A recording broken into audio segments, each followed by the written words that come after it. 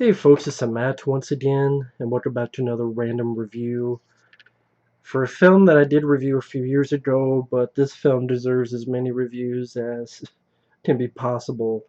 The underrated gem, The Adventures of Ford Fairlane, starring Andrew Dice Clay. Now, a lot of people might not know who that is. Andrew Dice Clay was a stand-up comedian, and at this time he was very, very successful. I mean, to the point he was selling out Madison Square Garden, which was not a typical thing for a stand-up comedian to do. He got banned from MTV, which he makes a joke of it in this movie. And sadly, by the time the film came out, he got a lot of backlash for his stand-up for being sexist. And I still enjoy his stand-up. I forget what, I think it's called Dice Rules. But I have the DVD, and it's hilarious. He was known for his dirty nursery rhymes like hickory dickory dot. The woman was sucking my cock. The clock struck drew. The, the clock struck two. I dropped my drew and dropped that bitch off the next block. Oh, or three blind mice. Look how they run. Where the fuck are they going?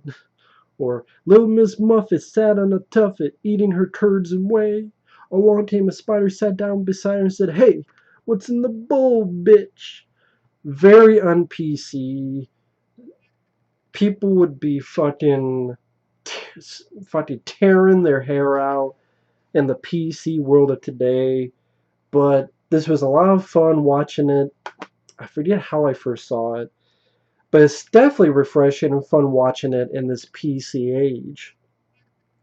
And because of his popularity of selling out Madison Square Garden and so forth, hey, let's get him a movie. And they got him this movie, which came out in 1990, and they got director Renny Harlin. Now, Renny Harlin got the job because he had previously directed A Nightmare on Elm Street 4, The Dream Master, which was very successful. Very successful film, was the most successful Elm Street film at the time. And that came out in 1988. So getting job offers. And then 20th Century Fox saw what he was doing with this film, and they were so impressed, they said, "You know what, Renny, we want to give you Die Hard 2. So I believe after they finished shooting, but maybe in the middle of editing, it's like, "Renny, we don't give you the job. You go and direct Die Hard 2. So maybe Renny Harlin wasn't there to finish everything in the editing process. But I didn't notice anything bad about it. Granted, critics did, and they punished the film. The film did very, very poorly at the box office. And whether that's because the backlash of him being too dirty, being sexist, being un-PC, they didn't want to support the film, people bashed the film. And when you watch the film again, it is such a smarter script and smarter film than people give it credit for.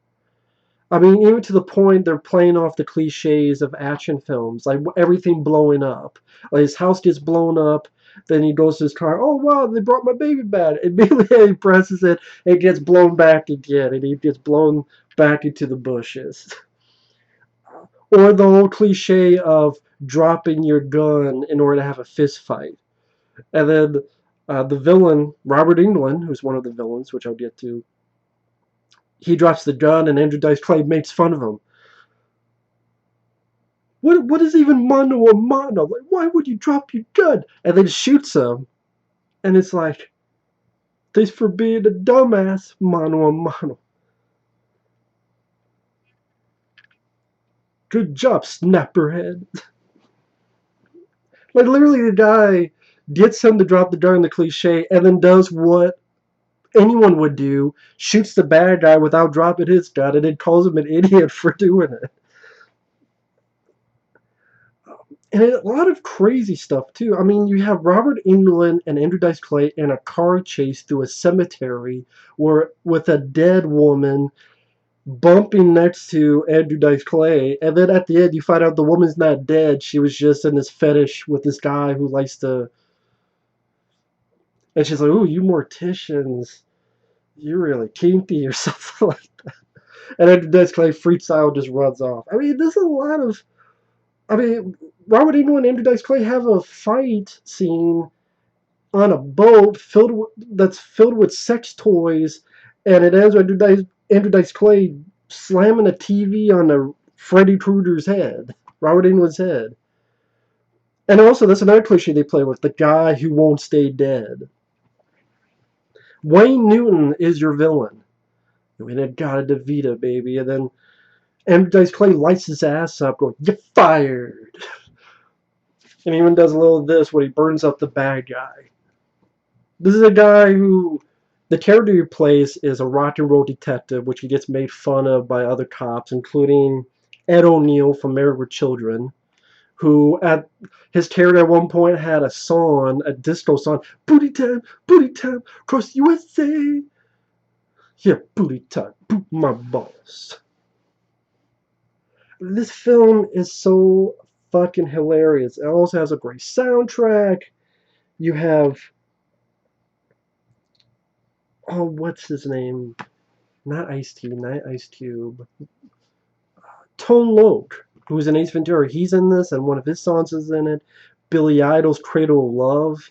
And if I understand, Billy Idol was supposed to play the role Robert Englund played, but Billy Idol had to cancel for other stuff.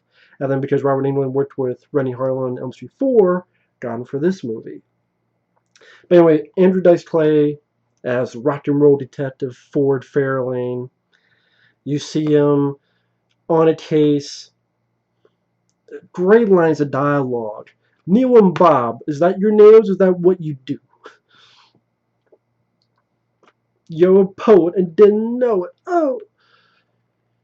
He's going after this guy, and this guy, God, I forgot his name. He's the guy in the Warriors. Warriors, come out and play. He was also in 48 Hours. He's in this as a guy who likes to try to sneak looks at women, things of that nature, peeping Tom sort of stuff. That's where Dice says, so many assholes, so few bullets. Shoots a thing off that hits on the guy's head. Freaks him out by saying, now you gotta pay. And threatens him with cutting his balls off, but lets him go. You have Lauren Holly. Lauren Holly would later be in flicks like Dumb and Dumber as Ford Fairlane's assistant. But again, if people call this sexist, they're stupid. I mean, Lauren Harley, she's smart. She can take care of herself. She's not a dumbass. She's the one who's willing to put up with Ford's bullshit. Like I said, Wayne Newton becomes your villain, which is a lot of fun. He does a great job. You have Priscilla Presley, Morris Day of Morris Day and the Nights. Like I said, Ed O'Neill as a police officer. And throughout the film, it's a lot of fun not segments, that's wrong, like fun situations. The gist of the story, he gets on this new case. He visits his friend, who's this shock jock on the radio, played by Gilbert Gottfried. Here's to you, sucking my dick. And his friend gets electrocuted. He wants to find out what happened to him, why this happened. Before he got electrocuted, Gilbert Gottfried gave him a case to find his daughter, this character named Zuzu Petals. And then meets up with this other person, played by Priscilla Presley, who's supposed to find her daughter. And it's the same person. Then you find out it's this whole thing dealing with these CDs that they have to find. And Wayne Newton wants to take over the music business. And the plot is not what matters. What matters is the comedy, the humor, the dialogue, has a great soundtrack. The cast worked well together. Andrew Dice Clay, I think, did a fantastic job in this, and I wish we could have seen more movies with him as a star. Now, you did have Brain Smasher, A Love Story, which I was not a fan of. One of the reasons being it's PG-13. Now, a PG-13 film can work. One of my favorite films ever is The Golden Child with Eddie Murphy. That's PG-13. But the dialogue, the writing on Brain Smasher was not well done. in my opinion. It wasn't funny. It's a goofy film, but this is also a goofy film. But this one was more competently directed. I think Renny Harlin did a wonderful job. Renny Harlin is a great director. I will put him in my top 10 favorite directors. For Cliffhanger, for The Long Kiss Goodnight, for Deep Blue Sea, for Die Hard 2, for this movie, for Prison, for Elm Street 4. I even like to skip Trace, and Mindhunters. He's directed enough films I can say I enjoy him as a director. Did every film he do work? No. Cutthroat Island, I'm not a fan of. The Covenant sucked. He did some found footage movie. I don't even remember what the fuck it was called, and it was shitty. But no director is perfect. John Carpenter's my favorite director, and I think The Ward sucks ass. Love George Romero, miss George Romero, but Diary of the Dead and Survival of the Dead were pieces of trash. No director is perfect. What about Steven Spielberg? Not a fan of AI, among other movies. Not a fan of Jurassic Park 2. But again, I digress.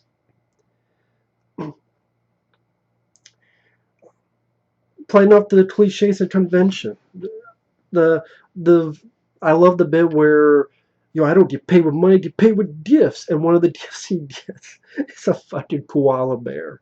And then again, playing with the cliche of the genre, which all the critics for some reason fucking missed, and yet they get paid for that shit. I'm jealous. How the hell do you not understand this is a fun parody of action films when, hey, you know how the hero goes into his apartment and finds someone dead, a partner, a friend, a loved one? The person he finds dead is a fucking koala bear in a, like, hun. He's been hanged. They killed the fucking koala bear. And then at the end, after he wins this thing from this radio contest, in order to put in your happy ending, again, part of the parody situation, one of them is the koala bear, and he's like, come on. He looks at the camera going, come on. You think we killed the fucking koala bear, did you? I mean, when he gets caught by Wayne Newton and the thugs, and he's like, oh, you just start the torture now, man. I didn't know there was this and that. So don't give me any of this. Don't play with this Mr. Fairlane stuff. But torture? We're not going to torture you. Oh no, we're not going to torture her. This is always the torture scene. And the torture scene is this guitar that he loves for left-handed genius Jimi Hendrix. And he gets so pissed off about, no, but even when there's a moment between him, the characters Zuzu Pedals and Robert England, they're both falling from a great height. And it has an up close of each person, of the lady, of Robert England, and then one's Andrew Dice Clay. It's like, oh, my hair. This is such a funny fucking flick. And good songs. Like you said, you have songs with Billy Idol. Andrew Dice Clay sings a song. But I ain't got you. But I ain't got you. It's a good song, and he's not that bad of a singer. And there's this other guy who can't sing for shit. And there was a fun line where I've seen cats fuck with more harmony than this. I mean, even going on the quotes on IMDb, just to mention some of the fun quotes. Have a Twinkie snapper head. Oh, there's Priscilla Presley comes over and wants to give him the job, and he's in his boxer shorts. And she's talking about, oh, nothing distressed me. At the age of 11, I walked in my father in the Shetland pony. Does that excite you? And he goes, I don't know. Never met your father. Or hell, there's the scene where he's sleeping and Jimi Hendrix plays on the radio, wakes him up with these two women. And the first thing he says is, do my dishes. I don't know why that makes me laugh so much. But among my friends, like Mike and every once in a blue moon, we'll just say, do my dishes. And it just make us laugh. Because it's such a great, out of the blue line. And just the way he said it, it was the delivery of it. And like that's the first thing he says to these two ladies. We wanted to be held. You got the bonus plan. But before that, I mean, do my dishes. Just. I mean, the dialogue. I could have been a rock singer if only I haven't been banned from MTV. Long story. But anyway, I only know that one song. Well, I do know me and Puff the Magic Dragon, but only in the nude. That's a longer story.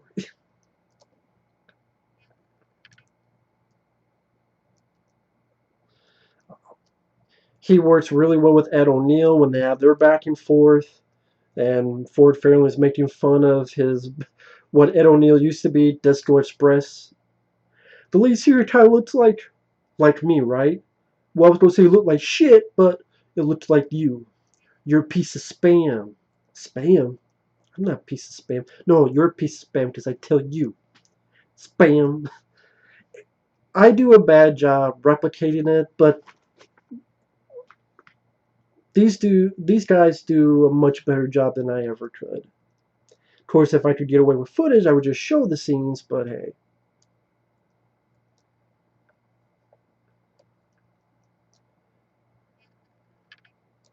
Unfucking believable. What's the definition of a vagina? What was it? What's the definition of vagina? The box of penis comes in. Oh. Or I mean, okay, yeah, Zuzu Pedals is ready to fall off, and it's like, it's all right. If you fall, I'll make it. How much to get in this party? 300. 300? You charged the chicks one. Hey, they blew me. And then Andrew Dice Clay looks, 300 coming up. There's this one little kid, this kid who wants him to find his father, and Andrew Dice Clay says, listen, I've been through a lot. You know, I do a lot of dirty stuff, but I'm not going to take money from a kid, okay? The next scene, he wakes up, he has the money. Can't believe I took the money. And then later on, the kid starts cursing, and he goes, excuse me, did I hear the F word out of you? You say fuck again, I'll bang you right the fuck out. Now get the fuck out of here. Or you're, yeah, I mean, I just, a lot of great lines in this. You're 10 seconds away from the most embarrassing moment in your life.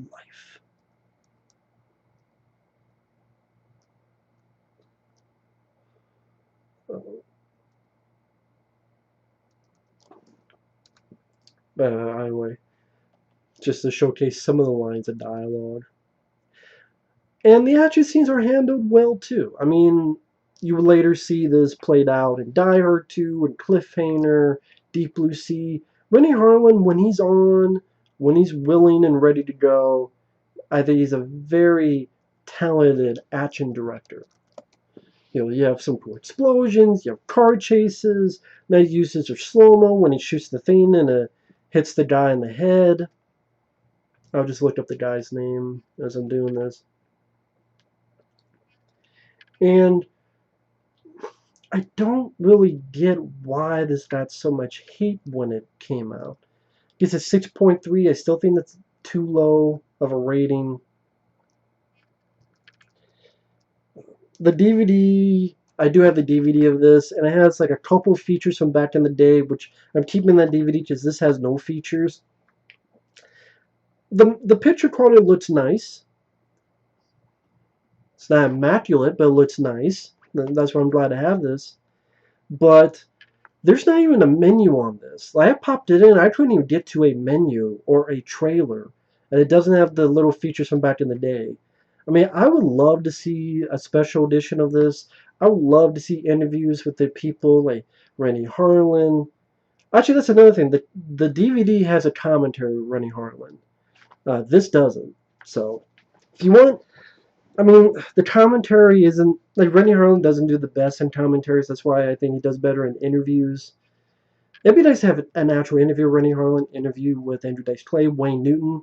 Wayne Newton did an interview for Best of the Best 2, because I have that DVD. If he's willing to do an interview Best of the Best 2, I think he'd be willing to do an interview with this. Some of the people did the music. David Patrick Kelly, that's the guy I was thinking of from The Warriors. David Patrick Kelly. He was also in 48 Hours. But yeah, it features appearances by Vince Neil, Sheila E., Tone Loc, who was an Ace Ventura Pet Detective. Yeah, I thought this kid looked familiar. The kid is Brandon Call, and that's the same kid who was also in Blind Fury with Rutger Hauer, which is another very solid film. Both of those are good movies. And after that, he pretty much got the job on Step by Step, the TV show.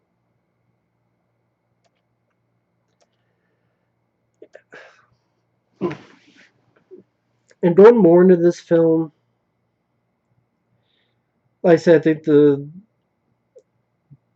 dialogue, the humor is extremely funny. I think it's a lot wittier and smarter than people give it credit for.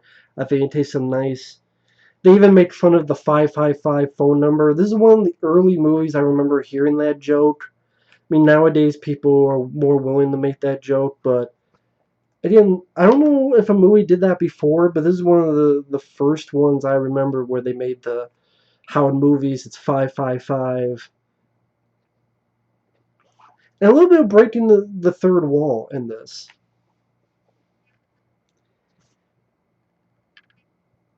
So it's not a film that is meant to be Lethal Weapon or the original Die Hard or such. So I don't really get why critics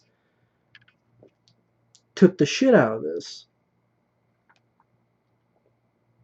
I know I keep repeating myself, but it bears repeating. This is a lot smarter, funnier, and wittier than critics gave credit to.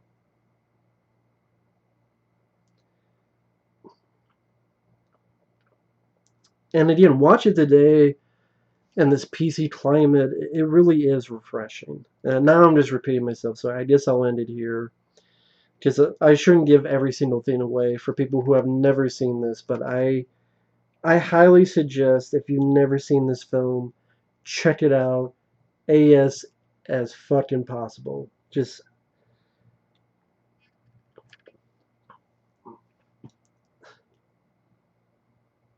the car chase with the cemetery, the little bit at the nightclub at the beginning, dealing with Wayne Newton at the end, the competent direction. It looks slick, doesn't look like a low budget movie, a solid soundtrack.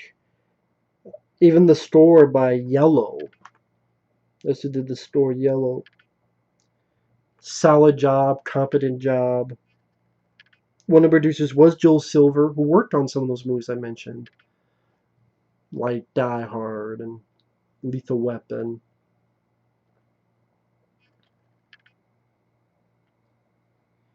Very capable cast. Robert Englund's a very fun hitman in this. If I ever met Robert Englund, I would ask him about this movie. Just everyone always asks him about Freddy Krueger. I would ask him about this crazy hitman who won't die, get a TV on you, among other stuff. I look forward to raping her at your funeral. Just this weird accent that he has in it. And Wade Newton, it was entertaining to see him as the villain. I say he did fine in Best of the Best 2, which I have fun with that movie. But I would say he did better here because he had more to do. He has, saying lines like, I even pissed in the fruit punch. I even pissed in the punch bowl.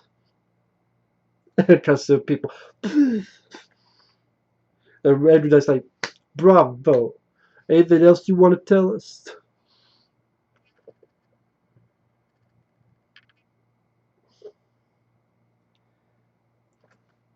But yeah, Adventures of Ford Fairlane, such a criminally underrated movie. I think I'm going to put that in the title. Criminally underrated film. It deserves so much more love.